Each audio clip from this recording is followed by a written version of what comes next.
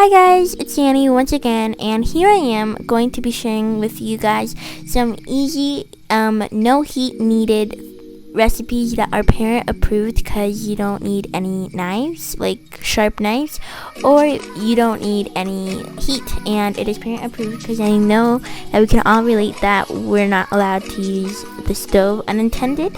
Well, some of us can't, and these are some really easy morning recipes that you can make. So let's get started.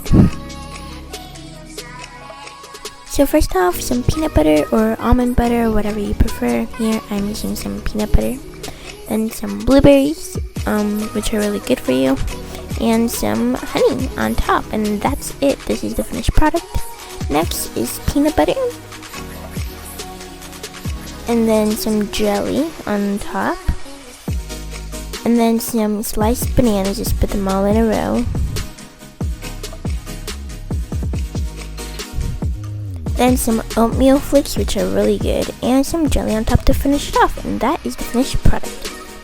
Then here we're using some Nutella as our base. Then some strawberries, all aligned, except that one in the corner.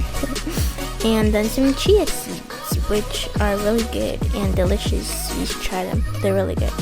Then Nutella again, put it all over, make sure you get every corner.